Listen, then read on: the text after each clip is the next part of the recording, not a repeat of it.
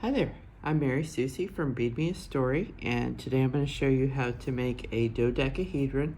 We're going to be working in this blue color to make our project, and I'll walk you through it the whole way. I want you to notice that there's actually rubber on the inside, and we're using square wire jump rings on the outside. This makes it super shiny, and I just want to let you know that pretty much every time I show these to someone, bring them out to a show, I sell them. So for you crafts people who are looking for something that really sells well, you really can't go wrong with the dodecahedron. And you know, with the black and the blue, this is always going to go with, you know, whenever you're wearing blue jeans, and of course black and silver goes with everything. So these are great colors to do it in, but you can do it in, you know, almost any color. And I brought these out just to show you that, in case you were wondering, yes, you can do these with the round wire jump rings in the exact same size. It'll work, you know, just pretty much the same way as the square wire ones do. With some patterns, that's not always going to be the case, but with this pattern, both are going to work just fine. And this is the first step. This is the most beginner version that I have of the dodecahedron. And I just want you to understand that this is a base from which you can work off of and do a million different things. Okay, so once you learn to make this ball, we have several other projects and kits that come with their own tutorials. And this week I'm introducing the beaded ball, and I'm just going to put this out here. I just wanted you to see the difference in size. So our beaded balls are really tiny, and of course, you know, you get the effect of the beads all around. So this is our new kit this week. This type of project does not come with a free tutorial, but when you purchase the kit, you get the full color photo and written instructions plus the video to go with it, which I send you in an email. So any way that you want to learn is totally okay, and we'll make sure that you have lots of different options. So just to show you something else, I only have a few of these kits left, but here's just an example of some different things that you can do with the dodecahedron. Okay, so this little kit comes with, you can make your little flower in a pot, and this is using some larger jump rings, and with the very same size O-ring, we're going to use a little bit smaller jump rings to make the earrings and make those really petite and tiny. So you can see here's our regular dodecahedron. Now, this may look a little big, but actually people really like this size, and you can see on my finger that it's not all that big. These are actually really tiny. And the other thing I want to mention here is with the rubber inside and anodized aluminum jump rings, these are very lightweight. They don't weigh hardly anything at all. So that's another option. And then I'll just mention to you another jumping off point and another kit that you can purchase that has its own video to go with it, is our rhinestone balls. Okay, and I'll just show you what these look like, and these are kind of based from dodecahedrons as well. So all sorts of things you can do here. So like I said, we're just starting with the fundamentals.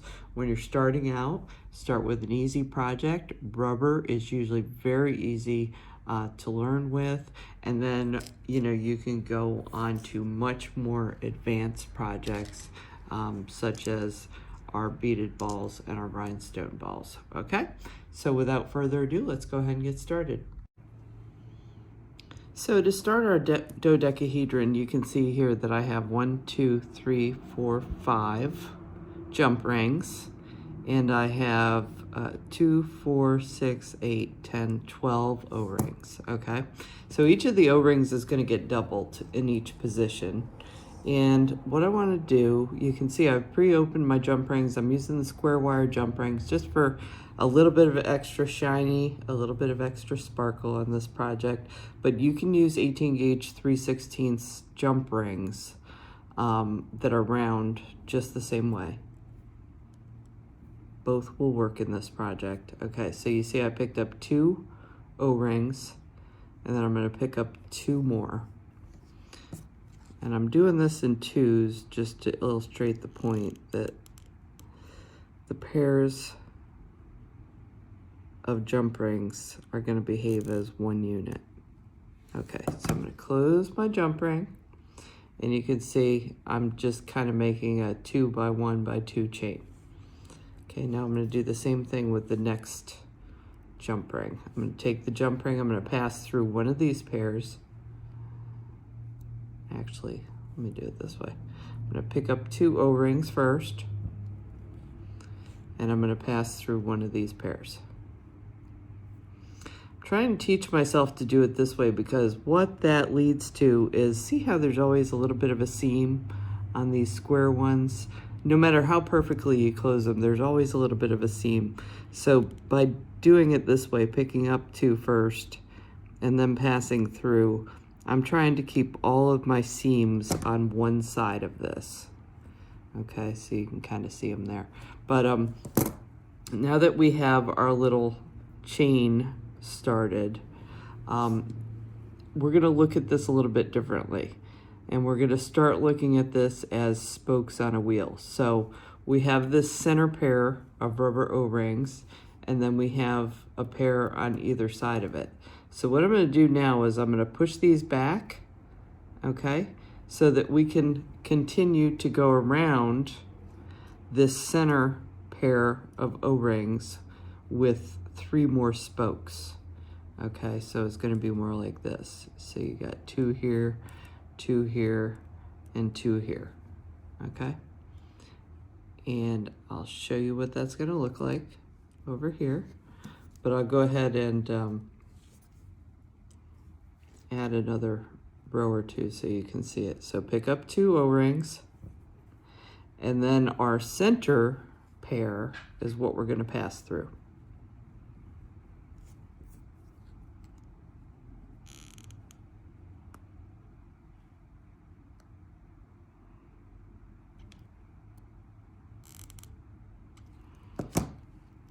Okay, and we're going to continue to do that until we have all 5 spokes.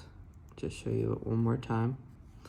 We'll go to 4, pick up 2, pass through the center, and then we'll close.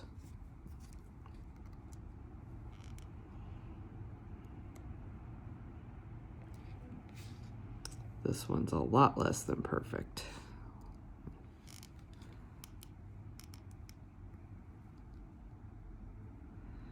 Try and get these jump ring closures absolutely perfect if you can.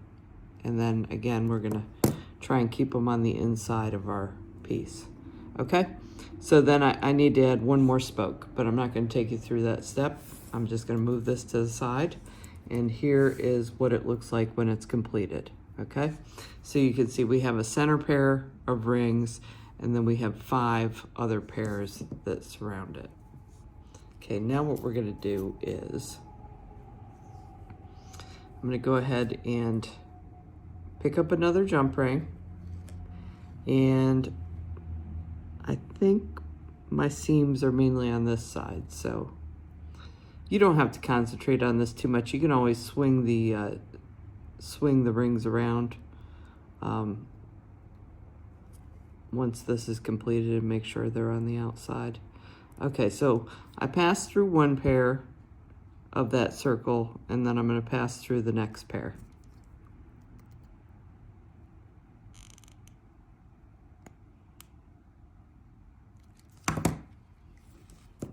Okay, so see how I'm going to start going around this circle and adding jump rings all the way around.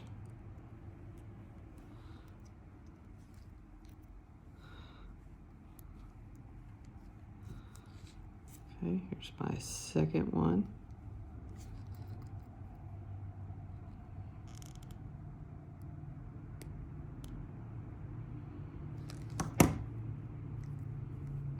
Okay, so just keep doing this until you've got 5 and you've gone all the way around the circle.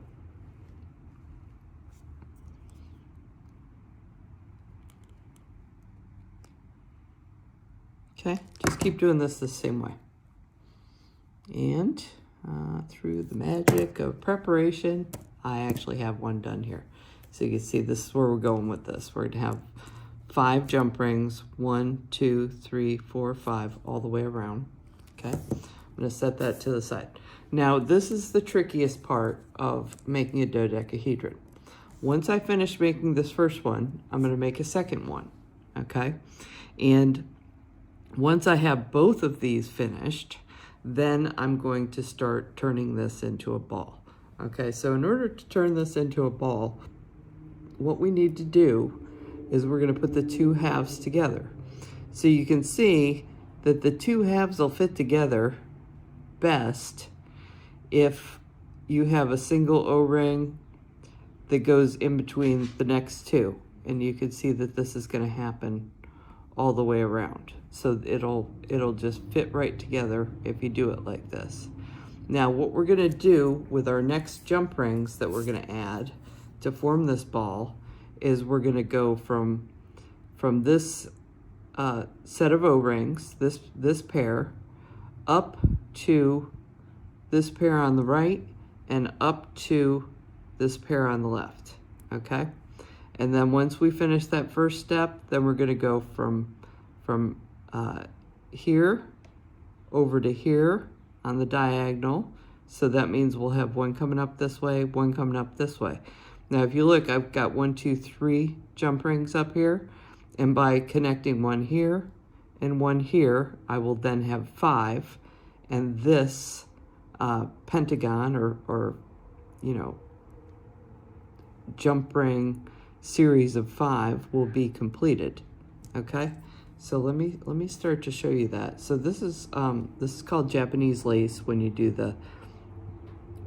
a connection that's you know, just from a ring to a ring, but it's on a diagonal.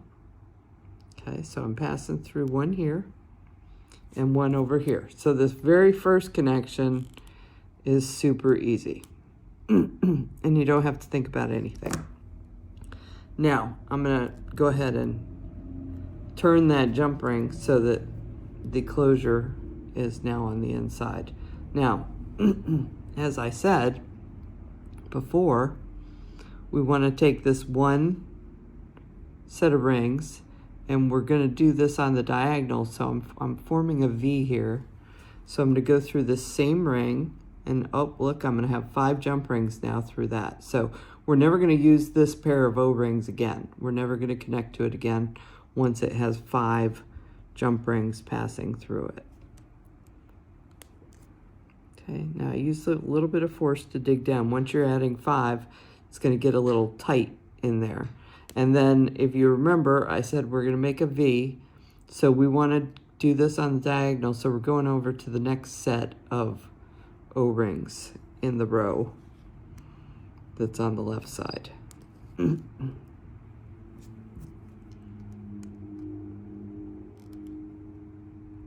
Okay, so then I'm going to close this, and again I can turn my ring so that the seam is on the inside. Now we've used that set of O-rings 5 times. This one's got 1, 2, 3, 4, and this one down here only has 3. So this is where our diagonal is going to go this time. From here, this will be completed with 5, and this one will now have 4. So we're just going around this circle, working on a diagonal path. And that is going to mean that anytime you see jump rings within this entire ball, everything's going to be completed with 5 rings when we're finished. Okay, so I'll do one more for you. Okay, so now we're going from here, from the bottom to the top. And this now has 5 jump rings. I'm going up to one that has 3, which is the next set of O-rings on that left side. And I'm going to close.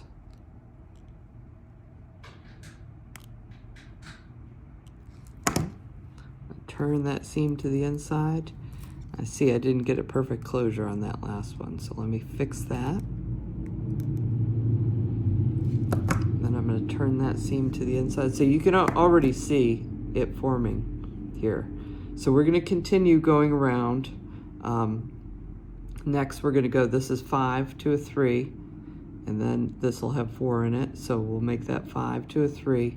And we're going to keep going all the way around. So I'm going to pause the video here. I'm going to continue going around on this diagonal. If I hold this out, you can see this here, these diagonal rows. But we want our ball closed so that at the end we have a perfect ball. And so let me pause the video here and I'll be back to show you what it looks like at the very end. Okay, so I have gone all the way around. You can see here these diagonals, see the V, and oh, there's that last one. Okay, and the only thing I wanted to point out about this very last connection is you should end where you're doing a diagonal row and there's 4 rings in this one and 4 rings in this one.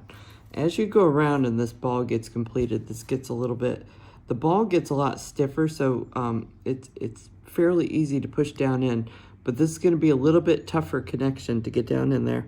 But remember, O-rings will stretch, and that's why I did this project in O-rings. Gives you a little bit better tension. So that you can work in, and then see, I need to let it come up out of this pair here. Okay, so it's a little bit harder to do because the 2 parts aren't separated at this point, but you can do it. And then we'll close. Okay, and our ball is now complete. Okay, so this is a dodecahedron. And you can see, no matter where I turn, you're seeing 5 jump rings, 5 jump rings, 5 jump rings, everywhere that there's an O-ring pair, that there's 5 jump rings coming out of it. Okay, so now this is the simplest version of this, and I made this in a version where the ball is so dense that it doesn't need anything on the inside to support it. This is not going anywhere, and that's partly the reason why we doubled our O-rings too. They were the perfect size if we doubled them to keep this stiff. Even if I push on it, it doesn't lose its shape. So this is a real easy one to do, because what we're gonna do is when we get to the end and we want to put this on a pair of earrings or we want to hang it on something, I am going to just simply with this one use 1 extra jump ring, and I can pass through any one of these spokes, doesn't matter, anywhere on the ball, and then just link to my ear wire.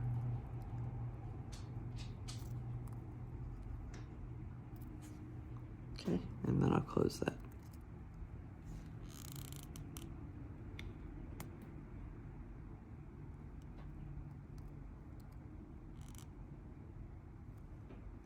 Okay, and that's it. Then you have a cute little earring. So we'll of course make 2 of these, but that's the most basic dodecahedron ball.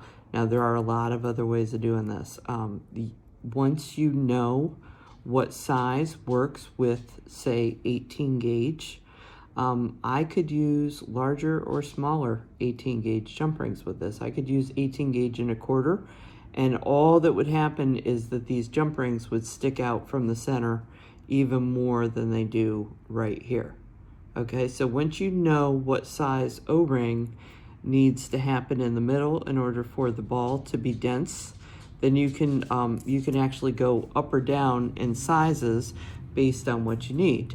So I wanted to put this out so that we can move on to other projects using the dodecahedron, and you could learn it in its simplest form. So I hope you absolutely love this project. It's really cute. And actually, I've sold this and given this to people who don't even like rubber, but you really don't see it. I showed this to you with the blue so that you could see it a little bit better, but when you do, let's say, black and silver, you really can't even tell what's underneath the rings. You're just gonna really see the jump rings. and not so much of the O-rings in this project. And especially when you're wearing it and somebody's not right on top of you, they're seeing it from a few feet away, you won't be able to tell what's in this. All you really see is this beautiful shape going on. Okay,